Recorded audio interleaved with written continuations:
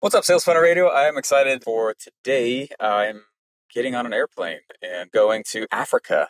It's for a charity called Village Impact. 4 years ago, there was an opportunity to buy a school, and they've now finished construction. So I bought a school, and it's in an area where the kids, would have to walk like 40 miles just to go to school. And you can guess what happens after a while. They stop. Are you going to walk 40 miles to go to school? Like, holy cow. And so there's not many opportunities. And so they get into drugs or trafficking or, all that kind of craziness. And so these schools make it so, and then they bring in actual teachers. And anyway, so it's kind of cool. Really, Russell will be there. It's a bunch of other people will be there if you bought a school and such. Marley's coming and she bought one. It's kind of cool. She bought one. It's before she and I were ever really talking or dating, obviously. And we just both happened to do it. So it's kind of neat. So anyway, going to Africa, and flight takes off in like 3 hours. So I haven't been to too many international places, but I've been to a few. Never been to Africa. Looking forward to that. But anyway, I'm excited about it. But I wanted to bring something up with this, and I want to bring up a principle of this. One of the coolest things I've looked at with these entrepreneurs, kind of in my earlier days, when I wasn't really out on my own business wise, it was really fun for me to observe the good that these entrepreneurs were out doing, and because they understood cash flow and understood how to make money, they could tie their business to a cause that they cared about.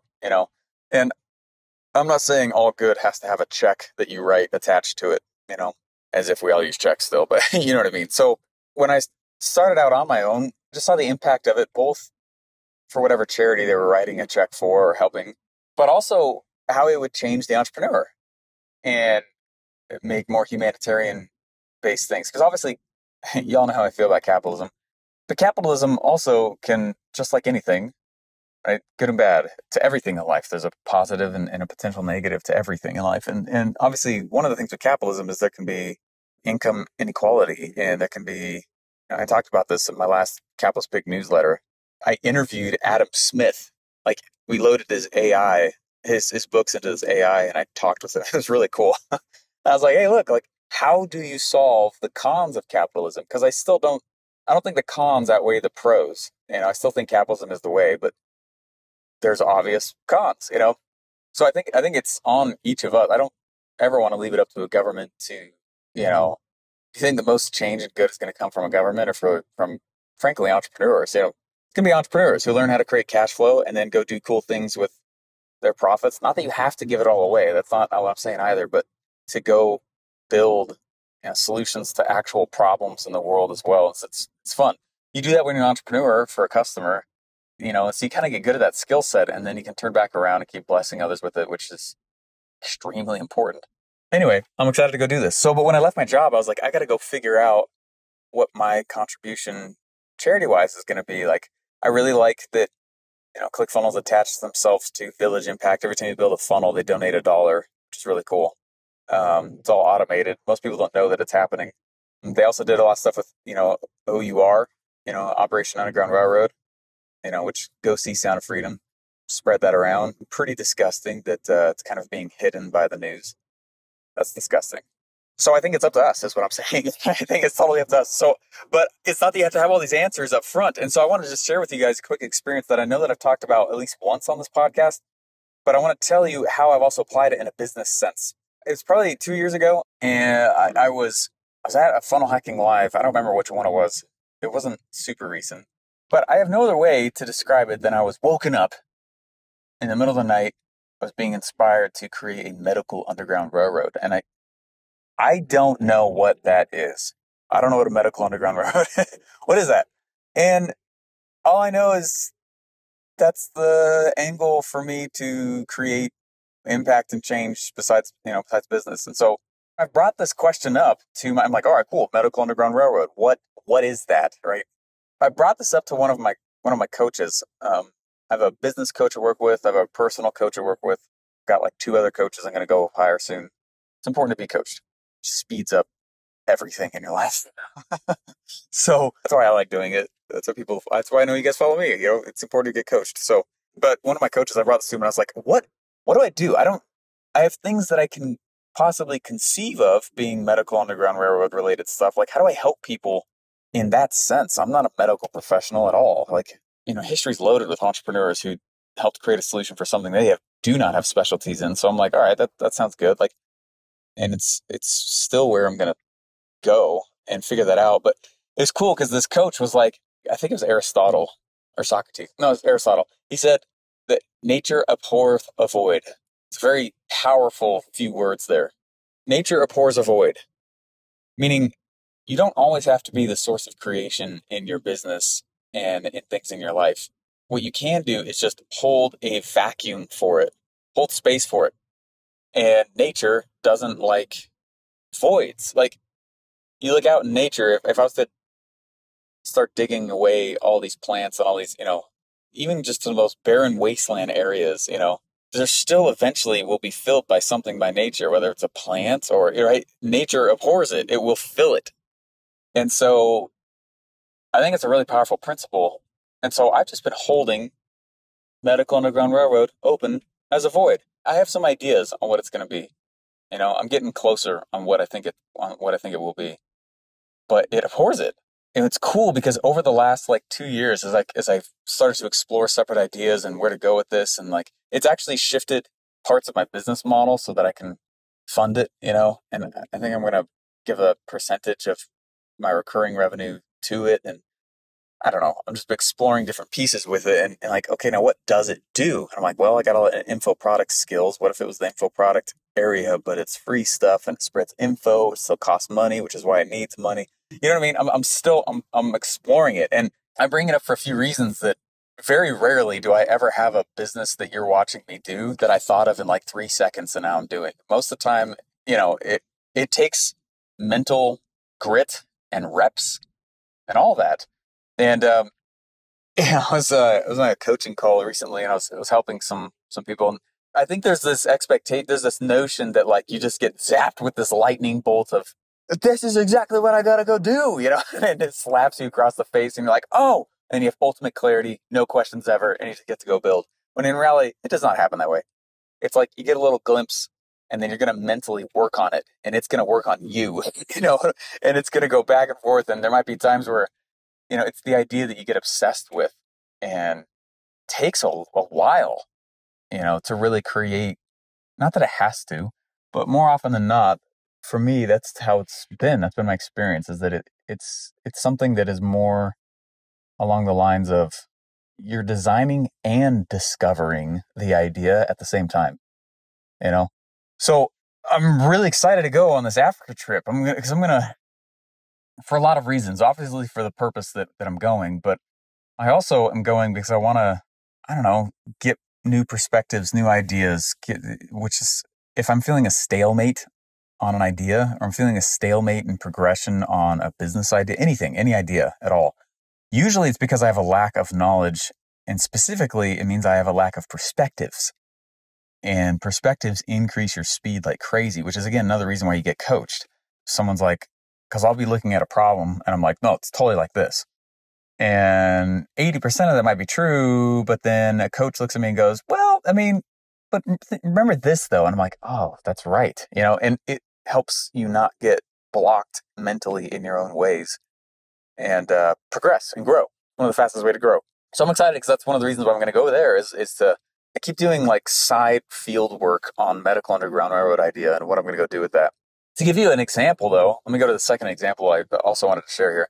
To give you an example of me applying this in business, I have been trying to figure out, I had a coaching program for a long time.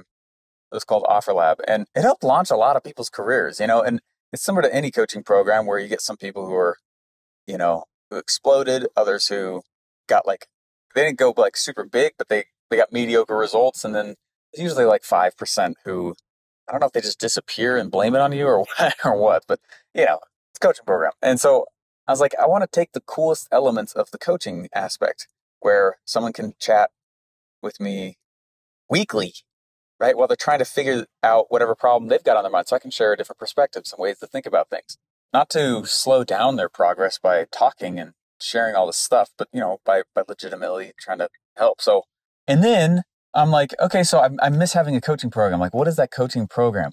Right? Asking questions is so important, right? So I'm like, all right, I'm going to hold nature-abhors-a-void, right? I'm going to open up that vacuum and ask, what are the coolest parts of the coaching area and model that I like? What are the parts of the coaching model that are tired, that people are kind of sick of, that people wish they had but are never getting, you know? So I'm looking at the positive and the negative of the coaching model, right? Then I'm like, all right, what's another part? You know what? People have always wanted a mastermind from me. I get requests from that all the time, right? Steve, when's your own mastermind? I'm like, that's right. Like, I love that model so much. It really is the primary way I learn and gain perspectives very quickly, because you're in a room with other entrepreneurs, just like, and when people show up with the right intentions and they're showing with you, like, hey, think this, don't, what about this angle? What about this angle? They're not trying to tell you what to do. What they're doing is they're sharing with you other perspectives. And so it speeds up your growth really fast. It's one of the ways that nature fills the void, right? And so I was like, okay, with the mastermind model, sweet. Here's the stuff that people love about it. Here's the stuff that I love about it. Here's the stuff that seems to be most effective. But here's the stuff that people maybe are a little tired of or want more of, or, wish they're being served in these ways, but don't feel like they are, right? And then I did the same thing with the consulting model. And I'm like, okay, here's the consulting model. What's the coolest parts of the consulting model? What's the parts of the consulting model that is the most frustrating that people wish they got? And I've done a lot of consulting, a lot more than I've actually let on. I was probably a little bit better at documenting every step of the journey at the beginning of my career. Not that I don't document the journey still, but I'm doing the things. And so sometimes I don't put out as much content as I used to, but that'll change. I got my direction on that now, which is awesome. And just haven't pulled the trigger yet, but I will. Capital's Big Radio, psyched to that. So I'm excited. I'm eager for where I'm going to go, because as I've been asking those key questions, how can I combine the coolest of the coaching model, the mastermind model, and the consulting model into one thing? One thing. And I found it. It's been one of those nature-abhors-a-void thing where I've just had to keep the vacuum open and just start seeking and sifting through answers and ideas. And none of them have been the answer on their own. It's only when I've combined stuff and gotten rid of stuff. And I'm like, oh my gosh, here it is. And learned other people's models. And, I've been doing a lot of funnel hacking and offer hacking and business model hacking, and finding out, like, how can I go be of the most support and help while also having balance of life, right? Combining coaching, mastermind, and consulting models, coolest aspects, getting rid of the aspects that I don't like. And so I found it. It's a program that I've created. It's got what I think is the coolest parts of the coaching model. There's parts of the coaching model that I hate, though, where it's like, you got to wait like 6 months or 12 months or however long the person's program is to get the outcome. And I know that some things take that amount of time, but I move fast. Like, I don't want to get locked into, well, we'll talk about that month 4. I'm like, okay, but I want to solve this tomorrow. It's like, you know what I mean? Like, so there's parts of coaching model that, like, so frustrating. And then I'm like, all right, the coolest parts of the mastermind model, like the fact that it is a mastermind, chances to network and talk. I'm against the idea that there's some masterminds out there that I feel like are just glorified coaching models. And I'm like, ugh, a true mastermind is such incredible education. And it's not really about the mastermind creator, but their job is to curate the room, right? They got to create and pull together cool people so that it serves everybody. And then same thing is true, with the consulting model. I love consulting, but I will tell you that every single time I have ever taken on a consulting client, at the end, they're always like, that was the most amazing thing I've ever gone through. I have more clarity on my business I've ever had in my life. And I'm like, I know, what's up? I'm in my zone. Certain things I can't share in a course.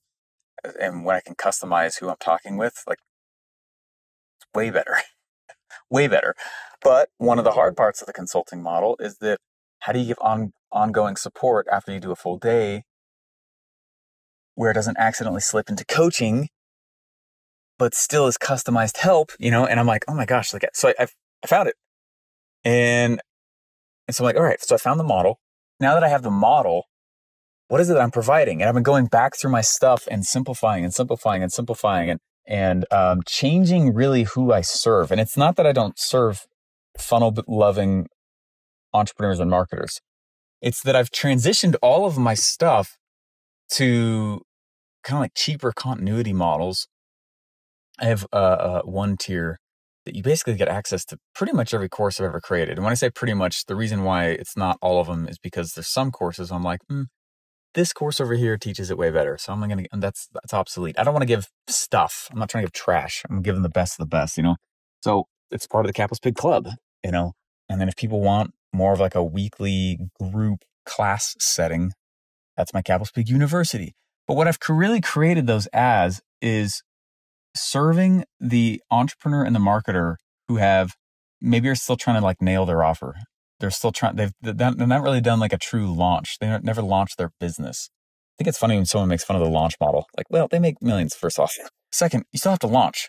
Right? You should launch a company at the very least. Do one launch at a bare minimum. And then, evergreen, automate for sure.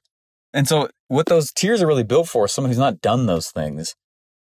But my skill set has, I've continued to grow over the years. And so what I've noticed happening is that I'll start learning stuff and go, this is amazing. And then I turn back around and I teach it to people who are still trying to figure out their offer.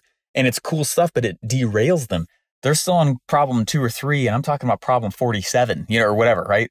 And so I'm like, here's what chapter 47 looks like. They're like, I'm on chapter 2. And I'm like, oh, that's right. And so it will throw them. And it's actually a disservice for me to come back and teach those things. It distracts them from the very problems that they're trying to focus on. And so what I've really created this as, I'm super excited about this. I've been looking for this for 2.5 years now. Been on my mind, like almost all the time. Like, how do I still serve the customer that is newer, who I have a lot of empathy for? I went through a ton of failure myself, right? While still serving the customer who is more, who has a business, who's doing 7 figures a year. This year at Funnel Hacking Live, I'm teaching my hook model, which serves both the new entrepreneur and the existing, but it really amplifies the existing entrepreneur. Really, like there's several. So what I've done is I've gone through and I've pulled out a brand new model. I'm calling the model market disruption because that's really what I do. I would say that I am a much better marketer than entrepreneur. I'm also a much better marketer than I am a salesman. I'm still good at those other 2 things, but like marketing is my strength. And so like strength. And so I really mean like organic messaging pieces, stuff that makes you spreadable, talkable. And I'm psyched about all that. So my point, I hope this episode has made sense. And you're like, oh, just inspiring some ideas. My point is that, and I know I've talked about this in one other episode, though, that nature abhors a void. So design them. Design the void. In my opinion, that's just another way of saying dream, but get real clear on the dream. What's the container you're trying to fill? What's the idea? To decide, the word decide literally means to cut out all other options. So decide what the container is, meaning focus, cut out all other options. You don't have to know all the answers. But just hold open that container and start discovering and learning and saying, ooh, this, ooh, that. I can go get a piece of advice from somebody, but I'm also not them, and there's certain things that I'm not trying to be anybody else. I'm trying to be me. I say that also because I know a lot of us will go like, what's the model? I got to know the exact model for me. If you're doing it, I'm doing exactly that. And like, that's cool. It kind of gets you kickstarted, but at some point, like you are going to be your own person and you're going to make your own stuff and you're going to make your own models and you're going to get inspired by other people's models, but I'm not trying to be a total clone of someone else. And I know it's more of an attribute towards the discoverer that I really am. But I call myself an idea pioneer. But that's one of my tricks to doing it. And so I thought I'd give you an example of, okay, look, Medical Underground Railroad. I'm getting closer. I got to hurry here. We got to leave for the airport in like an hour and a half. So I'm not done packing. Not because I've been lazy. It's just been busy. Really, really busy. So, and then also from like a business context though. But the same thing is true in any other place in life, like anything. You want to get good at anything. First, just create the void. Realize that there is one. Start to learn the void. What are you void on? What are the skill sets, mindsets that you need? Well, got to have both and start filling it. Who can you model? How can you learn from people who've already gone down the path you're trying to go down? Meaning model them. Absolutely model them. But there's going to be a place, if you stand long enough, where the trail ends. People look at you or you start looking around like, hey, what's next? And then people are like, oh, you're at the cusp of discovery in terms of this business model or this skill set or whatever you're doing. It's time for you to now ask, what would I do? And still following the principles, still following the things you've learned before. And so anyway, I don't know, maybe I'll call this episode Idea Pioneer, how to be an idea pioneer. But that really is one of the ways. And I think too often we're like, Like, you remember the days when the internet was not around? I'm that last generation where we didn't have smartphones or any of that stuff until, I was in my mid-20s when I got a smartphone, like, and it just wasn't a thing, But you remember back in the day when, you had to like go to a library, right? Google wasn't a thing. I remember that. It's like, I'm young enough to be a millennial, but I'm old enough to know, like, I'm like 50-50. Cannot imagine growing up in today's technology world at a young age. Like, I don't know if I could handle it. But remember that, like, when you just had a question and you just didn't know the answer? You know what I mean? I think that there's a lot of power in asking a question and not immediately knowing the answer and not immediately figuring out where to go, and not like, there's a patience there. And sometimes I think that maybe as a society, we kind of forget like that's how it used to be like 20 years ago. Not even, right? And there's still like 2 billion people who don't even have the internet in the world, right? And I'd say that 2 billion of the people who do have the internet kind of suck at using it. You know what I mean? Like, my point is, have respect for asking a question and then the gap of not knowing the answer. And that's okay. And that doesn't mean give up, right? And I'm preaching the choir a little bit, but like, that's what I'm so serious about. Like, for years, I had a problems whiteboard, and I would just write down questions and problems and things that I wanted answers to, but did not know the answer to immediately. And I just kind of held space for them and started studying and researching and learning. Or I'll be in a mastermind. Someone would say something and be like, oh, interesting. That kind of answers a little bit more. It's a little more insight to one of the problems I have on my whiteboard. Huh. Right. And so my point, be curious. It's totally part of it. I think a lot of times when I'm coaching people now, it's like, but what's my model? What's my offer, Steve? And I'm like, holy crap, you're probably not going to figure it out in 5 minutes. You just probably aren't. All right. What's my model? And people get a little frustrated. And I'm like, first off, I can't answer that for you, but I will guide you so that you can discover it. Because I need you to be entrepreneurially self-reliant, right? Business owner self-reliant. That doesn't mean you're off on your own, right? But like, the answers you're seeking for they'll likely come from you, inspired by others. No one can answer these questions for you. Who do I sell? But no, wait a second. You tell me who you sell, right? And if you're looking for help and to be guided through that, for sure, I get that. But like, one of the hardest things to watch is when someone has built an entire business based on the opinions and advice solely from other people, never truly making a decision on their own. I know that they're, for lack of a better word, castrated from the beginning, because they're going to get to a certain spot in their business and then not know how to ask a question, seek the answer, and then have the self-confidence to act on that answer because no one else said it to them. And I'm like, you're missing half of the point and the personal growth that comes from the game of entrepreneurship, right? Open up the gap, realize that that's fine, that there is one. Ask a question. The time that you ask a question and get an answer is like sacred space. You're about to have a lot of inspiration. You're going to go on a little mini journey, and you're going to have a lot of them over the course of being an entrepreneur. And so I thought it would just be helpful to just open up and share here. Like, look, I don't know totally what medical underground railroad is yet, but I'm starting to get a lot of insights on it. I didn't know what my back end of what I was going to be selling into just one program. I don't want a whole value ladder stuff. One thing, right? Where I've got stuff at the bottom, helps the person who's still trying to figure out their offer, still trying to figure out how to do a launch, still trying to figure out how to automate stuff. That is like, I've almost automated all of those pieces. Go through this course, do this. Go through this course, do this. Here's the community, here's the pieces, here's the coaching aspects, bam, here's the info, like, sweet. But when you're like at a certain spot where I truly, personally, really accelerate is when you are already at 7 figures and boom, doubling you. Dude, that's Steve Larson's sweet spot. That's where I am. But it's all come from this question of how do I open the gap?